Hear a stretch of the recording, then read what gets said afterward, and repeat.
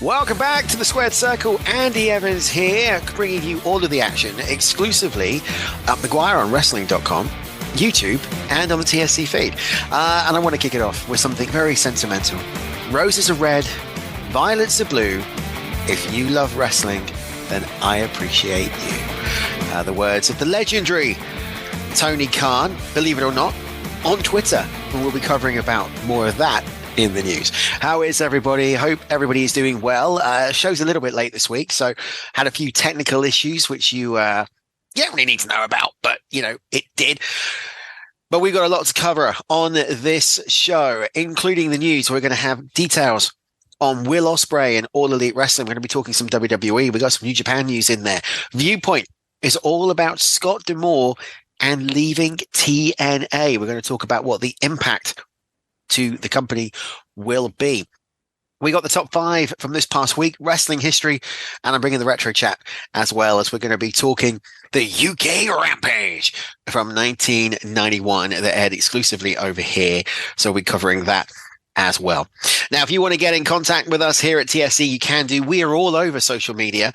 You can search for us on our own social media, which is TSC Wrestling Pod, using the hashtag TSC Pod. That's on Facebook, X, Instagram, and on YouTube. We're also very active and part of McGuire on Wrestling, and you can find Team MOW by searching for that on Facebook or by going to McGuireOnWrestling.com. So as well as us, not only are we here each and every week on McGuire on Wrestling, you've got the alternate commentary table on a Saturday, and of course you've got the legend that is Mike McGuire and Uncle Dave Meltzer on a Sunday. So plenty of action coming up this week and every week, free of charge at McGuire on Wrestling, and it's a great honor to be here. All right, let's kick it off with the news. We're not going to go to a break this time. We're going to go straight into the news. We've got a lot to cover. Last night on Dynamite, it was announced that Will Ospreay's return to AEW will take place at Revolution, and he will be competing in a match with another member of the Callis family, and that's Kensuke Takeshita. Now, this match Don Callis has promoted would be the best of the decade. Well, we're going to find out. Now, Ospreay obviously has left now New Japan, had an epic showdown leaving the company this past weekend, is officially now with All Elite. The road, I believe, to All In starts right now, because I'm predicting the main event of All In 24 here in London will be Will Ospreay challenging for the AEW World Heavyweight Championship. Who will he face, though? That's the question, and that's what we're going to need to do when we get through Retribution. Now, one of the things that is happening on that pay-per-view on Revolution is Sting's retirement. Now, it's got a build of being Sting's farewell match, and it will be. And we now know the match is official. For the AEW World Tag Team titles, it will be the Icon Sting and Darby Allin facing off against the Young Bucks.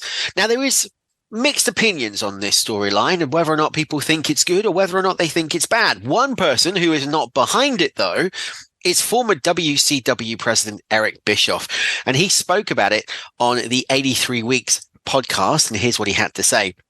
Don't think there's a good story being built around the Young Bucks heel turn. There's just no story there. It's an excuse for a story. There was not an inciting incident, not a compelling, that's a keyword. People say, oh, there's such great story in AEW. No, there's not. There are excuses for matches. There are angles that are used as inciting moment to create an excuse for matches going forward. But there's no art to any of these stories. Now, he does go on to say the Young Bucks are the ideal candidate, but the story needs to be there. And he carries on by saying, They're taking on this role to support the fact that Sting wants to have a match with them. I 100% agree with that. The Young Bucks are ideal candidates for this role. But it's incumbent upon creative to make that heel turn, to make the fact that now the Young Bucks are heels. You have to make that believable. There has to be a reason for it creatively that the audience can wrap their heads around and invest in. You know, I'm a huge fan of Eric Bischoff. I always have been. And I think if you're in the industry, you've got to respect Bischoff for what he did with WCW back in the day. And I do love listening to 83 Weeks because I find the banter between him and Conrad or Cassio Kid or whoever to be interesting. And he does bring a different perspective. But one of the things that I have to say is this could be run in the WWE and Bischoff would be loving it. Because it's all elite wrestling and because of this negativity and relationship that he's got with Tony Khan, he seems to be just kind of pooing over everything, you know? Now, that's not a bad thing because as we always say, there is no such thing as a wrong opinion in professional wrestling. We're all entitled to it. It's not going to please everybody. But I do wonder if he took this blinkered approach about All Elite and everything that's negative about it and put it into another company, would his opinion change? But what do you think out there listening or watching the show? Do you think the Young Bucks are the ideal opponents for Sting and Darby Allin? Do you think the match has a good story? I want to know. Let me know on social media and in the comments on YouTube and the audio feed, because one person also discussed the angle and he seems to like it, and that is Jeff Jarrett. Now, he was talking about the Bucks attacking Sting and leaving him in a mess last Wednesday night on Dynamite after winning the AEW tag titles.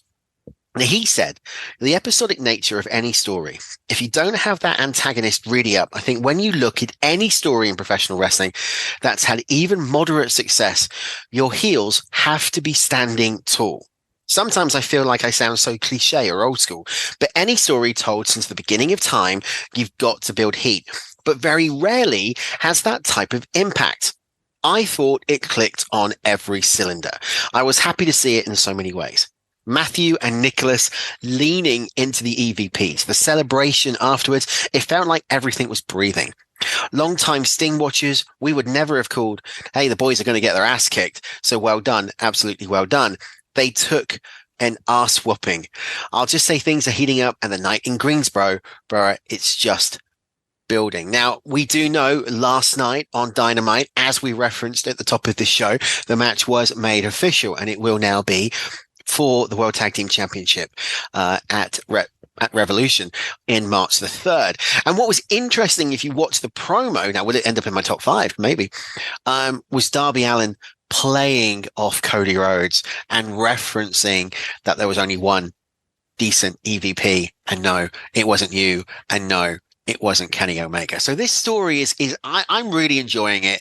You know, it's going to be an emotional night in Greensboro, seeing Sting in his last match, whether or not it is his last match. Is he going to do a Ric Flair? I don't know. They are billing it as such. I think it will be. You know, I've been a Sting fan since the early 80s and watching it on WCW and the NWA and TNA and WWE. Maybe not WWE. All Elite. I think he's doing some great work. And, you know, it's going to be a shame to see him go. But where they're going to do now between the next couple of weeks, I am really looking forward to it. And we know the go-home shows are being taped pretty much in one night in Huntsville in Alabama. So it's going to be interesting. So let's keep watching, guys, but let me know what you think. One person who won't be on our screens anytime soon is WWE's Matt Camp. The longtime host of The Bump and other roles in the company was reportedly let go last week. Now, the news has come as a surprise to many within the WWE because there was no explanation given for his release. The company has also not made any internal statements regarding the matter. Now, Camp joined in 2019, but wasn't referenced on last week's episode of The Bump. Camp also worked on various shows on the network, including Raw Talk and SmackDown Lowdown, and most recently appeared on NXT Vengeance Day's Kickoff. So Matt Camp, I like the guy. I thought he was pretty good. Does make you wonder if something has happened backstage, you know, from putting my HRE hat on from a gross misconduct perspective, but who knows? Matt Camp gone from WWE. Where will he end up? Do you think he will end up staying in professional wrestling? Could he go to TNA? Could he go to All Elite? Again, let me know. One person who also still might be leaving, and I hope he doesn't, is Drew McIntyre. PW Insider reports the Scottish Warrior has yet to officially re-sign with WWE as the contract nears its end. The WWE is advertising McIntyre for events in Italy this summer, which does take place after his deal ends. So the belief is that he will be returning. However, things could always break down. Now, the report does note that both McIntyre and the WWE want to strike a deal, but separate reports have stated that if he did leave, he would receive a mega offer from All Elite Wrestling, which does make you wonder, is that the right move? Because, Tony Khan's got the money. He can bring them in. TKO have got the money. They can keep them. Where would you go? I think McIntyre at the moment, and I said this last week on the show, McIntyre is really stepping up the game. The social media posts, the heel turn, I think has been gold for him. It's really done him good. I hope he does stay. And I do hope we get Rollins versus McIntyre at WrestleMania, because I think it would be a cracking match. But let's find out. Who knows? Do you think he will sign, or do you think he will go to All Elite?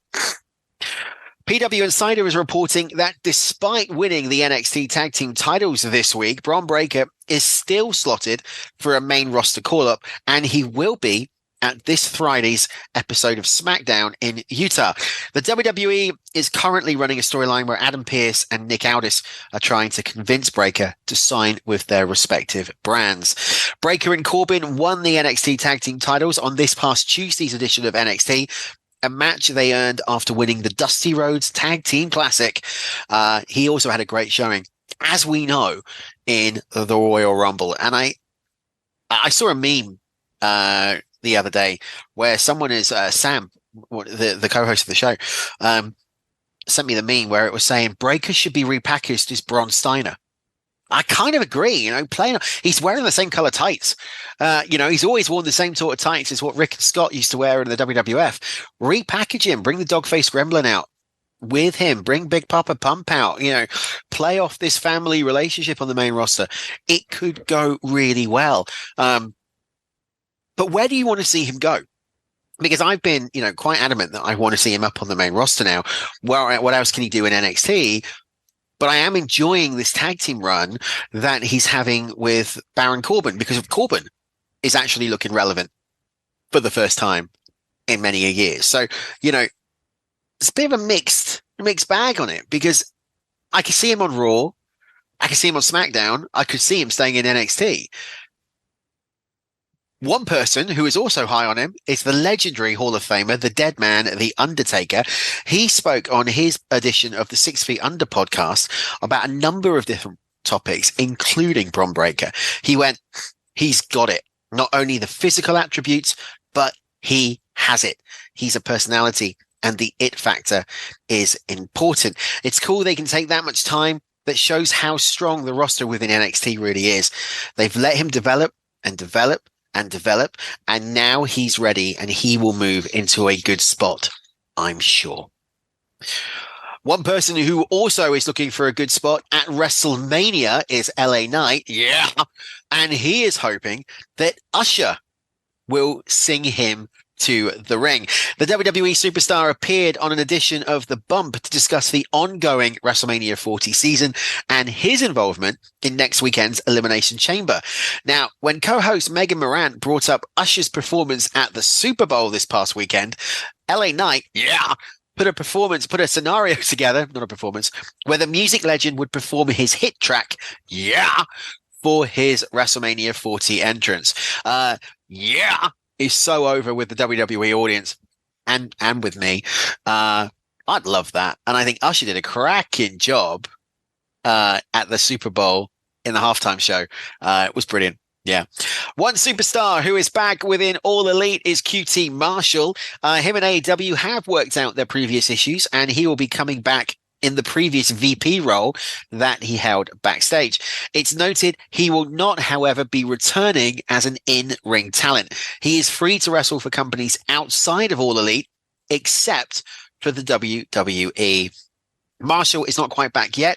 He did agree to a deal with AEW a couple of weeks ago, and he departed towards the end of 2023.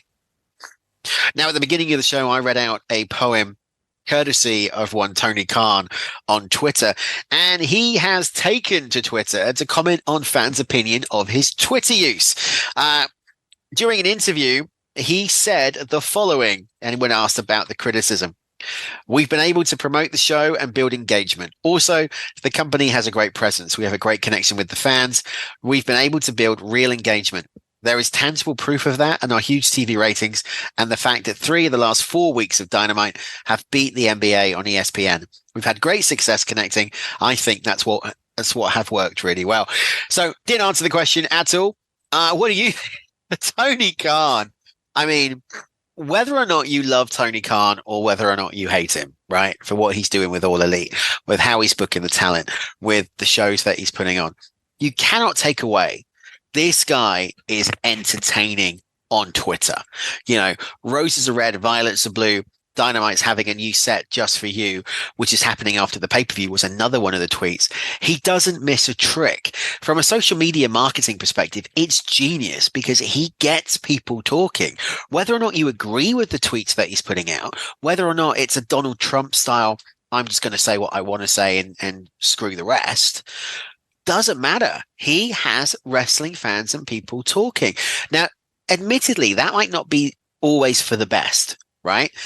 Because people might look at him as a complete idiot. I don't. I think he's legitimately very clever in what he does. And I'm never going to get Tony Khan on the show. I know that. And I'm not going to kiss his ass for no reason.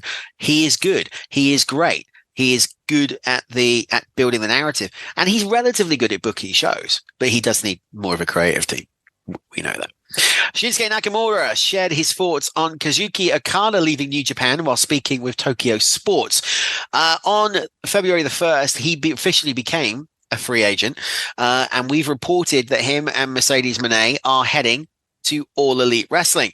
Well, Nakamura, when asked about what it's like to wrap up, said, "How do you view your life, who you are, and what you want to become?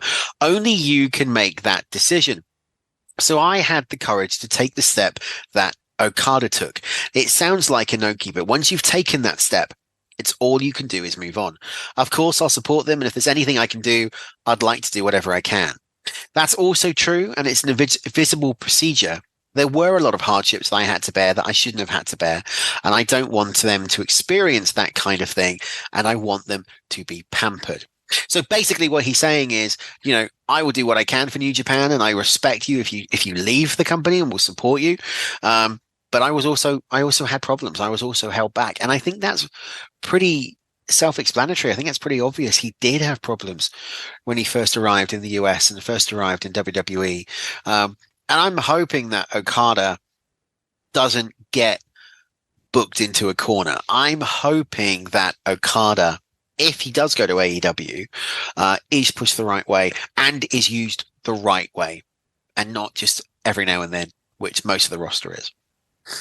Now, one person we know who won't be on TV for a while is Shotzi Blackheart, because at Tuesday's NXT TV tapings for next week's show, they went forward with Shotzi challenging Lyra Valkyria for the NXT Women's Championship.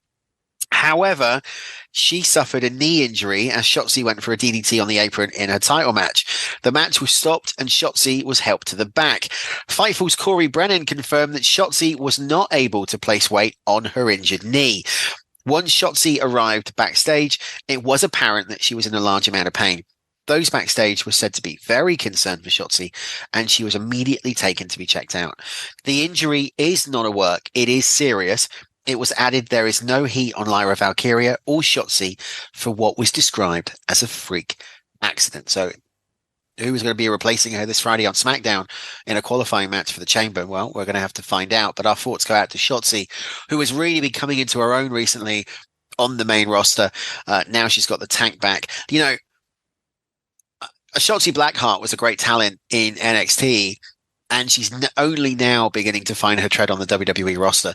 And for any injury, for any superstar to happen is heartbreaking. And I wish her all the best and hope she gets well soon. All right, that's the news for this week. We're going to go to a quick break. When we come back, it's Viewpoint, all about Scott D'Amore and TNA. We'll see you after this.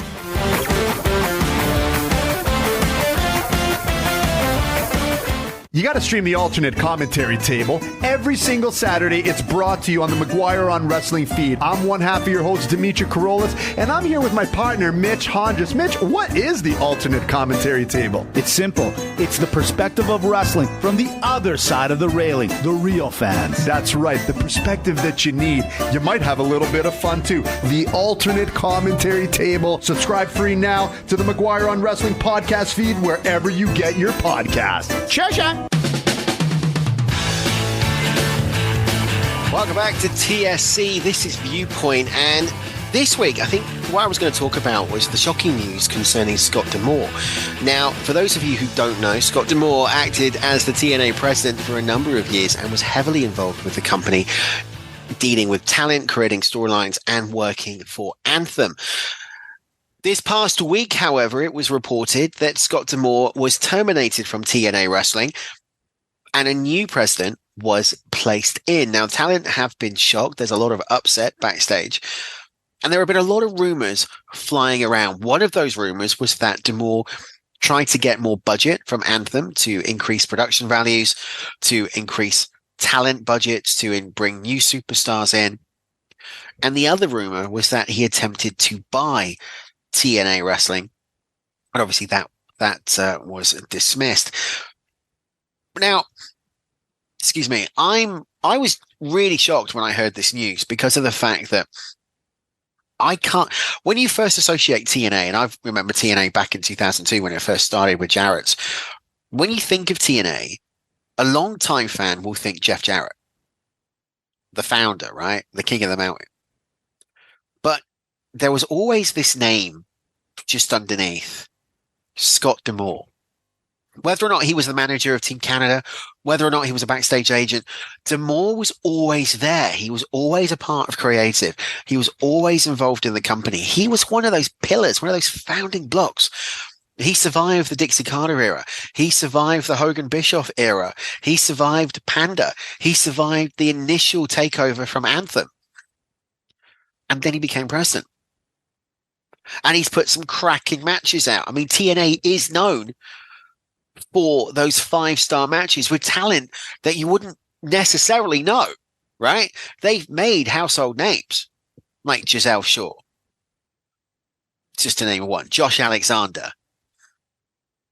They've taken veterans like Chris Sabin and Alex Shelley, reinvented them, turned them into certifiable main eventers. I mean, when do you ever think in your mind Alex Shelley would ever become the world heavyweight champion for an organization? I never did. I never considered Shelley to be up there.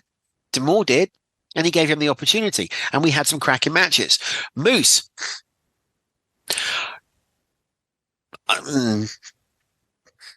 Yeah, I need Mike to tell you the story about me and Moose. Moose, has come out of nowhere, and he's developed himself. Eddie Edwards has repackaged himself. I mentioned Josh Alexander. We've had Mickie James, Deonna Purrazzo, the Virtuosa, Taylor Steele. All of these talents that have worked their backsides off each and every week for maybe 200-300 fans in attendance at the Impact Zone have been rejuvenated, have wanted to come back. Eric Young wanted to go back to TNA, but they wanted to go back for Scott D'Amore. And now D'Amore is not there. So what does that mean for TNA? Any impact, pardon the pun, that they may have had coming into January, you've got to think any momentum has to have gone. Now, we could say that because of the talent relations. For a fan perspective, do we think it's actually going to make a difference? And what I mean by that is, unless you're an insider, unless you're a smart mark or a journalist or whatever, we know how the business works, and we know because of guys like Jarrett and Thompson and those podcasts and Bischoff and Jim Ross and Dave and everything else who are giving us the information from backstage and hearing it from the horse's mouths themselves. We know how the business works. But for the general wrestling fan, do you think they're going to notice any difference? I can't see them changing the look of TNA. They've only just established it. They might change some of the performers, but I don't think an average wrestling fan is going to notice. The impact will come as to whether or not the long-time fans will stick with the product. Now, it's not a controversy what TNA are going through. It's not a controversy like WWE have faced in the past with the steroid allegations, or even All Elite have faced with the All-In incident, the All-Out incident between Punk and the EVPs. There's not been negative news coming out. There's just been this shock of D'Amore going. Now, D'Amore hasn't commented. TNA haven't really commented, but superstars are pledging their support. And I do think the timing is really surprising, considering Jordynne Grace being at the Rumble in January and the challenge that was leveled out by Grace for TNA TV. So I'm not sure, in a long way, what this means for TNA wrestling. I'm not sure what it means for Scott D'Amore. I hope that another company, whether or not that is WWE, whether or not that is AEW, pick him up, because the guy is a creative genius. He knows more about this business than most. And you take him into any company, he would be a fountain of information. He would be a golden nugget. You know, we've talked about Tony Khan earlier on in respect of building stories and building creative. You bring D'Amore in, you give him the book, and you let him go, right? Even WWE, Triple H is doing a great job as CCO. Bring D'Amore in as head of the creative team, reporting into Hunter. Two great minds. You could really make an impact. Why am I keep saying impact? That's like the third time in this session. So I think for Scott D'Amore, the future is bright. I don't think this will hurt him in the long run in terms of of where he wants to go. But I think a company needs to give him an opportunity. They need to give him a chance because he is gold. And I keep saying that. The guy is legit. He knows what he's doing. And, oh man, it was just, yeah, I couldn't believe it when I heard that news that Scott D'Amore had been fired. It was like, what? But what do you guys think? What do you think on social media? I really want to hear what it is you think of this whole situation. Do you think they did the right thing in firing Scott? Do you think TNA will be in a good position going forward? Let me know. Hit me up. Social media. TSC Wrestling Pod or Team MOW. And let us know in the comments what you think. And we'll use them on the show. There we go. All right, we're going to go to a quick break. When we come back, it's wrestling history this week, covering the 11th to the 17th. And there are some crackers in this week. We'll see you after this. Take care.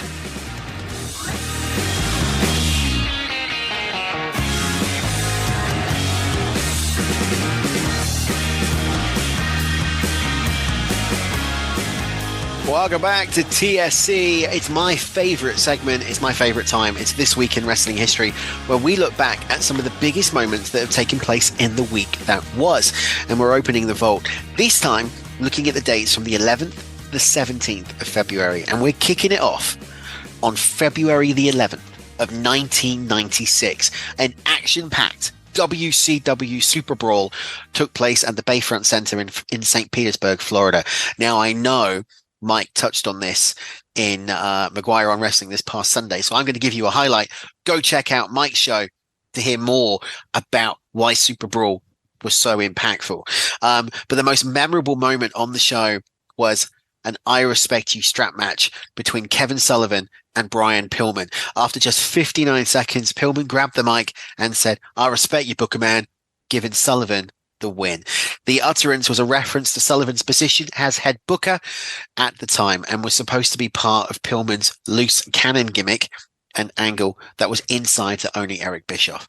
Not long after, he was given his very real release in an effort to make the storyline look even more legit.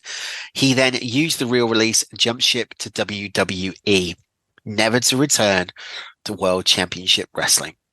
Also on the card, the Nature Boy Ric Flair defeated the Macho Man Randy Savage to win the WCW World Heavyweight Championship. And in the main event, because the WCW World title wasn't considered to be the main event, the immortal Hulk Hogan defeated the Giant in a steel cage match. But why your World Heavyweight Championship between two legends was not the main event, I will never know. WCW booking. February the 12th, 2012, history was made at New Japan's New Beginning event in Osaka, Japan. It was the main event. It was the man who everybody is talking about. Kazuchika Okada defeated Hiroshi Tanahashi to win the IWGP Heavyweight Championship. This would be Okada's first title win in what would arguably become the most legendary stint as a title holder and contender in the history of New Japan. With the win, he became the second youngest champion of all time and ended Tanahashi's reign of 404 days. At the time, this would be the second longest reign in history. Okada's own history, making fourth reign of 720 days, would be put down into third place. February the 13th, 1997, the Heartbreak Kid, Shawn Michaels, forfeited the WWE Championship and cut the infamous Lost My Smile promo on Thursday Raw Thursday from Massachusetts. The original creative was for Michaels to retain the title on the show against Sid in a rematch from the Royal Rumble, which would set up a rematch between Michaels and the Hitman Bret Hart at WrestleMania 13. Hart was already booked in to win the Final Four elimination pay-per-view match 3 days later. On this special edition of Raw, Rocky won his first championship at the promotion, defeating Triple H for the Intercontinental Championship. February the 14th, 1999 was St. Valentine's Day Massacre in Your House from the Pyramid in Memphis, Tennessee. It saw the debut of the Big Show, Paul White, otherwise known as the Giant, who interfered in the steel cage match between Steve Austin and Vincent Kennedy McMahon. Austin's WrestleMania 15 WWF title opportunity was up for grabs, and he would win the match when the Big Show would inadvertently throw him into the gimmick side of the cage. Also on the card, Val Venus defeated Ken Shamrock for the Intercontinental Championship, and Bob Holly won the Hardcore title from Al Snow. The Rock and Mankind fought to a no contest for the WWF title in a last man standing match. February the 15th, 2004, instrumental for No Way Out. And there was a no way out for Brock Lesnar as Eddie Guerrero defeated Lesnar in an upset victory for the WWE Championship. This took place at the Cow Palace in San Francisco. It made Guerrero a Triple Crown and Grand Slam champion. Also on the card, the nephew Chavo Guerrero defeated Rey Mysterio for the Cruiserweight Championship. You know, I remember No Way Out like it was yesterday, watching it, covering it on the original TSC. What a monumentous moment, seeing the workhorse Eddie Guerrero win the WWF Championship, lying, cheating, and stealing his way to a victory. Of course, Eddie ultimately would pass away not long after, a few years after that. But to see him hold the championship and going into WrestleMania 20 as WWE champion was, a moment. Now, earlier on, we talked about Shawn Michaels' infamous Lost My Smile promo. Well, 3 days later have now happened. February the 16th, 1997 was In Your House Final Four, where the Hitman Bret Hart won his fourth world title.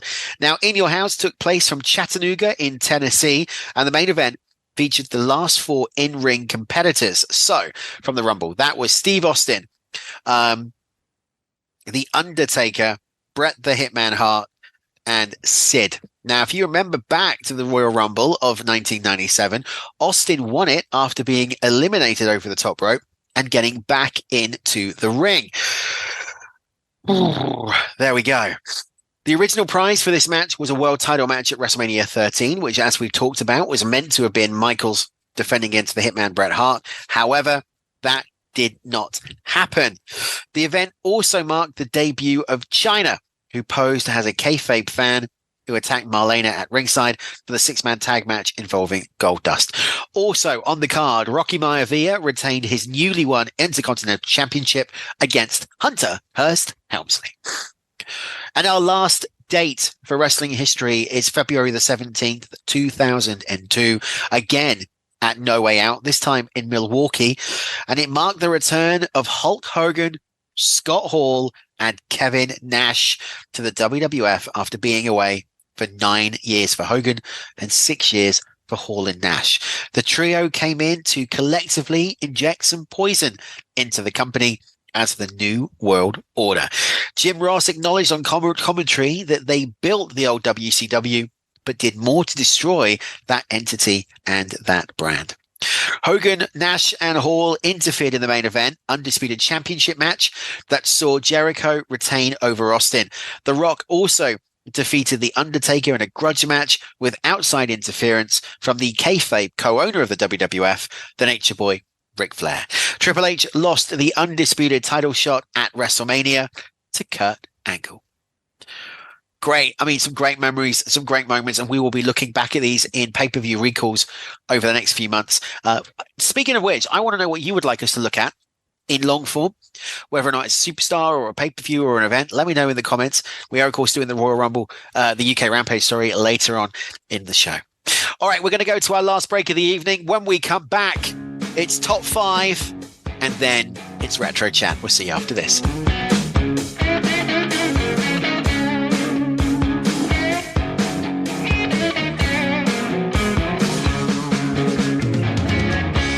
Welcome back to TSC, and it's time for Top 5, where we look back at my top 5 things from this past week in professional wrestling that's aired on TV. Starts in 5 all the way up to number 1, which is my number 1 pick. I made that sound a lot more complicated than what it actually needed to be. It's a countdown from 5 to 1, basically. Number 5 goes back to last night on Dynamite, and it was the match between Jon Moxley and Dax Harwood. I mean, this was what a way to kick off a show. 2 no-nonsense, beat it, leave it in the ring athletes going at it, right? You then had Cash Wheeler getting involved. You had Castagnoli jumping in as well. I love these 2 guys. I mean, you couldn't ask for anything better from Moxley and Harwood, and I want to see where they go next. Number 4, we've spoken about it already. It's Bron Breakker and Baron Corbin winning the NXT Tag Team titles from NXT this past week. Excuse me. I was never a fan of Baron Corbin. I'm still not. But I tell you what, I've been impressed with him in tag team action with Breakker. And I think now they've won the NXT Tag Team titles, it's making this whole storyline with Breakker and where he's going to go on the main roster even more interesting. So that was my number 4. Number 3 is from Monday Night Raw, and it's the New Day and Jey Uso facing off against Imperium. I think it's fair to say we're going to be getting the New Day versus Ludwig Kaiser and Giovanni Bianchi at WrestleMania, and I think we're going to be getting Jey Uso versus Gunther for the Intercontinental Championship at WrestleMania as well, and I've got no problems with that. Loving the feud. I think Jey Uso needs a win, so imagine he will be taking the IC Championship off of Gunther at Mania. Can't wait. Number 2 in the list, Will Ospreay saying goodbye to New Japan. The match was absolutely epic. And brutal. In fact, in some ways, it was a little bit too brutal, but it was great. Check it out. If you go to Team MOW, you can actually read people's thoughts and feedback on that match. Just find the thread. And my number 1, because it's been nearly a week, and I can't believe we haven't spoken about it yet, was the WrestleMania XL kickoff. The Rock, Roman Reigns, Cody, and Seth Rollins. Joe, I loved everything about this. The Rock going heel, that video of the Bloodline tree with Dwayne Johnson, the High Chief. When did that happen? Seeing the lineage, seeing how everybody comes into play, seeing names like Jimmy the Superfly Snuka, like Tamina Snuka, like Yokozuna, like Umaga, and you kind of forget, really. You take it for granted how big the Samoan dynasty is, but yeah. Tremendous. It was a brilliant segment. The Rock going fully fledged heel with the Cody Crybabies, Cody Rhodes coming out, that passionate promo that he did, the slap heard around the world, Seth Rollins getting involved, the aftermath with The Rock and Triple H. There's rumors now that, people are saying, a conspiracy theorist, that The Rock is going to get Triple H fired because he's now on the DKO board and whatever. WrestleMania, I am pumped for WrestleMania. I haven't been this pumped for a WWE storyline leading into Mania for a long, long time. And I can't wait for Elimination Chamber. I'm actually going to watch the pay-per-view. Cannot wait for it. And then WrestleMania as well. So that's my top 5. What about yours? Let me know. What is your top 5 from 5 to 1 of this week in wrestling history? We will put a post up next Monday on Team MOW and let me know what you think, and we'll use them on the show. Right, last bit of the show. Now it's Retro Chat, where we're going to take a look back in time at an event. Now, this event was exclusively in the UK. It took place at the London Arena in London, England, with 14,300 people in attendance. Now you would call it the WrestleMania Rebound Tour. All right. But it was the UK Rampage, and it aired exclusively on Sky Movies Plus. Now, one of the things that you should know about this event was not a lot of people saw it.